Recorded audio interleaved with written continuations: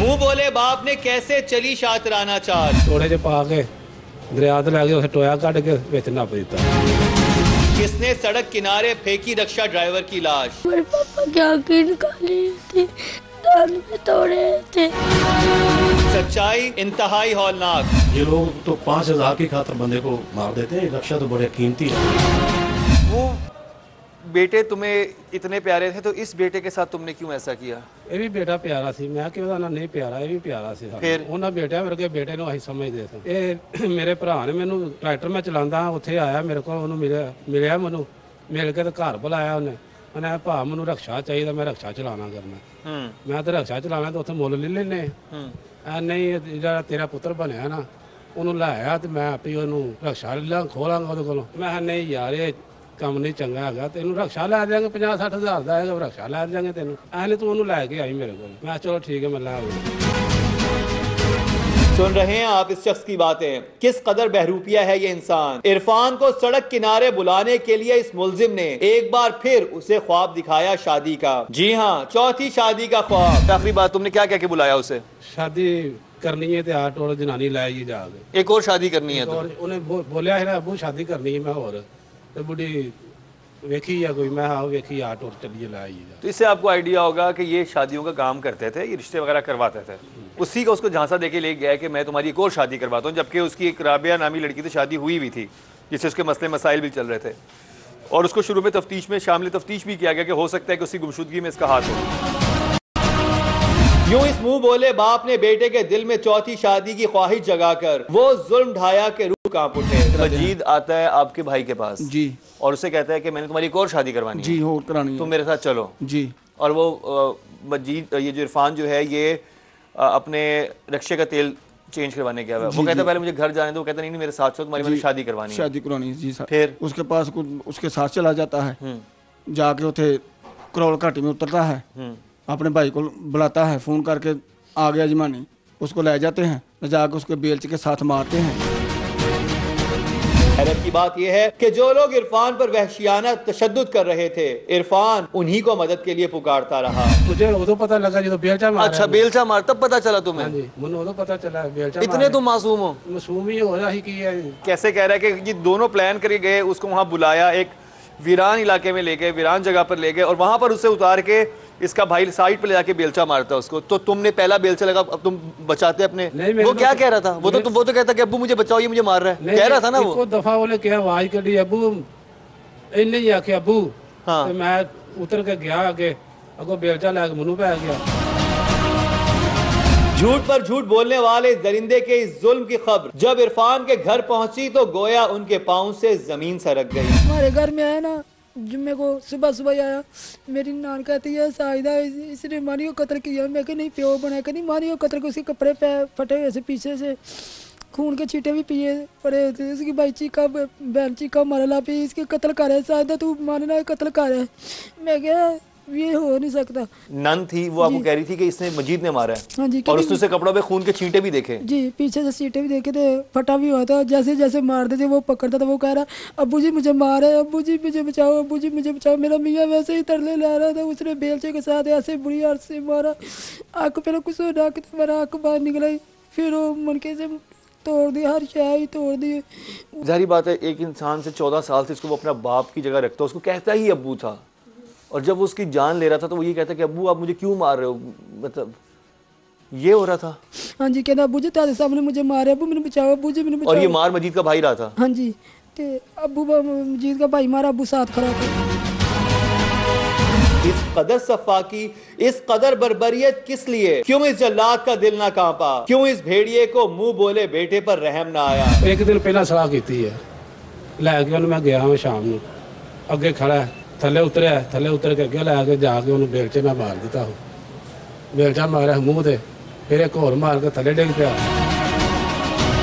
किसी को एहसास ना हुआ और सड़क किनारे जारी रहा ये बेरहमाना खेल। मकतूल कब तक बर्दाश्त करता रहा ये तशद्दुद? ये वो जगह है जहाँ पर इरफान को लाया गया। उसका मुंह बोला बाप जो मजीद था और उसका भाई यहाँ पर लेकर आए। पहले उन्होंने उससे रक्षा छीना, उन्होंने कहा कि रक्षा तो हमने छीन लिया, अब हमें पैसे भी दो। उसने पैसे देने से इनकार किया तो मुबैना तौर पर इस जगह पर उन्होंने बेलचे के वार कर करके उसको मार दिया और फिर यहीं पर उन्होंने गड्ढा खोद के उसको दफना दिया।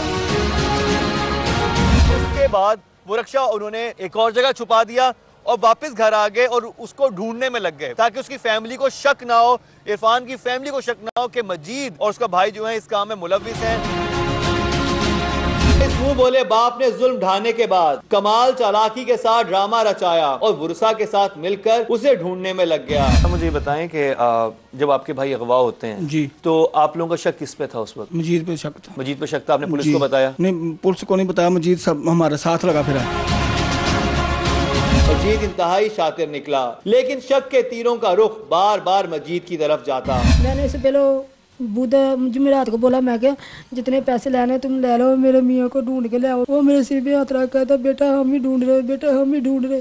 मैं क्या नहीं अबू तेन सारा ही पता। मैंने बोला अबू तेन सारा ही पता, प्यार से क्या कहना, बेटा मुझे नहीं पता, मैं भी साथ ढूंढ रहा हूँ। जब गवाह हुआ था मुझे शक पड़ा था उसको। मजीद के ऊपर आपको शक हुआ था? हाँ जी। आपने कहा मुझे जितने पैसे लेने ले लो, लेकिन मेरा शौहर वापस कर दो। हाँ जी, मैं क्या मेरा शोहर वापस कर दो, मेहरबानी अबू जी मेरा शोहर वापस कर दो, जितने बोलोगे भी 10 तो आप लोगों ने ये बात पुलिस को क्यों नहीं बताई कि आपको इस पे शक है? गया ऐसा पुलिस के साथ ऐसे कि कहना वो गवाह कर लेंगे, गवाह कर लेंगे। वो गवाह करने आए, कहना दो तीन हॉस्पिटल के साथ देखो, एक्सीडेंट भी हो जाता है, हॉस्पिटल होगा वहाँ पे होगा, वो ऐसे ही करते रहे। लेकिन आपने शक का इजहार मजीद पे पुलिस के सामने नहीं किया? किया था। वो कह पुलिस रहा के सामने किया था? हाँ जी। मैंने बोला मुझे ना मजीद के शक हुआ। कहना वो कौन है? मैं कहा उसका अबू बनाया। कहता बाजी अबू तो नहीं मार सकता। मैं कहा मुझे पता है वो मार सकता है। वो कहता चलो बाजी हम ढूंढ लेते हैं, हम लेके आते हैं। वो साथ नहीं चले। भाई मेरे देवर जेठ ढूंढ रहे हैं, नहीं मिला। वुरसा को कोई खबर न थी, लेकिन वुरसा के साथ मिलकर तलाश करने वाले एक शख्स को सब खबर थी। और उसकी बीवी, उसके बच्चे, उसके बाकी घर वाले ढूंढ रहे हैं उसे पागलों की तरह। ਸਾਰੇ ਢੂੰਡਦੇ ਹਾਂ, ਮੈਂ ਵੀ ਢੂੰਡਦਾ ਹਾਂ ਉਹਨਾਂ ਦੇ ਨਾਲ ਰਲ ਕੇ। ਫਿਰ तुम भी ढूंढते थे? ਇਸ ਤਰ੍ਹਾਂ ਫਿਰ ਹੋਰ ਕੀ ਕਰਦਾ मैं। ये शख्स मुसलसल वुरसा की आंखों में धूल झोंकता रहा, लेकिन आखिरकार सच सामने आ गया। जब तक ये लाश नहीं मिली थी तो क्या ये शामिल तफ्तीश हुआ था? इसको आपने इन्वेस्टिगेट किया था? ये मदई फ्री के साथ ढूंढता रहा है, इसकी बीवी ढूंढती रही, ये ढूंढता रहा और पीरों के पास जाते रहे, तवीज़ वगैरह करने वालों के पास जाते रहे। हमारा बंदा किधर गया, ये भी साथ साथ था। रात को ये डेड बॉडी जब फेंक कर आए हैं, ये उसी वक्त दिन को डेड बॉडी के ऊपर ही ले गया मदैया को। लो जी ये है वो डेड बॉडी पड़ी है जी, सब शोर डल गया। अच्छा, खुद ले गया? खुद ले गया, आगे आगे था ये। इसलिए हमने फिर दोबारा इसकी जब तफ्तीश की है, देखा, हमने इंटरोगेट किया है, तो उसको गिरफ्तार किया। सारे हालात वाक़यात से पता चला, तफ्तीश सामने आ गई, डेड बॉडी मिल गई।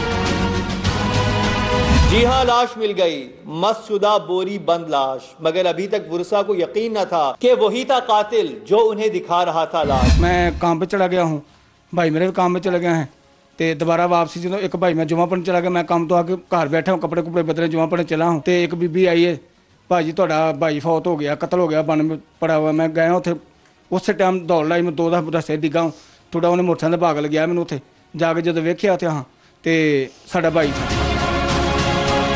यह है वो मनाजिर, वो दर्दनाक मनाजिर। लाश की हालत बता रही है कि किस कदर वहशियाना अंदाज से किया गया जुल्म सितम, कितनी बेदर्दी के साथ रिक्शा ड्राइवर इरफान को उतारा गया मौत के घाट।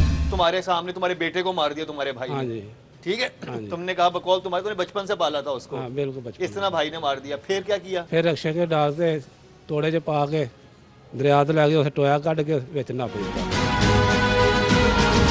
उस वक्त भी तुम डर रहे थे अपने भाई से, है ना? फिर की करदा, फिर नाल जाना पिया। हाँ, साथ जाना पड़ा, बिल्कुल सिक डर रहे थे। फिर उसके बाद वापसी आ के मैनू मोटरसाइकिल ते करोल घाटी छड्ड आया।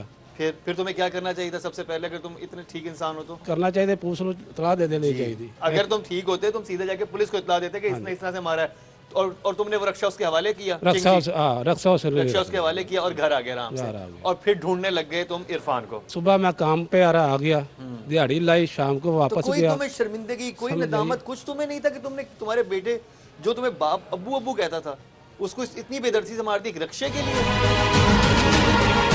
चलो लाश तुम लोगों ने दबा दी, फिर उसके बाद वहां से निकाल के दोबारा एक और जगह पे फेंकी, वो क्यों किया? ਉਹ ਮੈਂ ਉਹਨੂੰ ਆਖਿਆ ਇਹਨੂੰ ਪੱਟ ਕੇ ਤੇ ਪਰਲੇ ਪਾਸੇ ਨਾ ਛੱਡ ਦੇ, ਉਥੋਂ ਫੜੀ ਜਾਏਗੀ ਲਾਸ਼, ਦਫਨਾਇਆ ਜਾਏਗਾ, ਕਿਸੇ ਹੋਰ ਤੇ ਪੈ ਜਾਏਗੀ, ਸਾਡਾ ਪਤਾ ਨਹੀਂ। जुर्म छुपाने की पूरी कोशिश की गई, लेकिन नाहक खून कहाँ छुपता है। ऐसे में ये इतला सुनकर बीवी को कैसे ना पड़े गशी के दौरे। जुम्मा पढ़ के 2 बजे किसी ने कहा आपकी साबुन वाले कराने का काम करता था, वो बोला बाजी माली की टी पे लाश मिली है। मैंने रोई गई, मैं डिग भी 2 दफा डिगी, जाके देखा तो मेरे मियाँ की लाश पड़ी। मैंने वहाँ पे बेहोश हो गई, वहाँ पे बेहोश ही देखा। मैंने कहा किसने कत्ल किया, किसने कत्ल किया। मेरे जेठ थे और बोले कर सानू पता किसने कत्ल किया। कौन थे कातिल, कौन थे वो जल्लाद जिन्होंने मारकर पहले लाश को गड्ढे में दबाया और फिर एक दिन बाद गड्ढे से निकालकर सड़क किनारे फेंक दिया।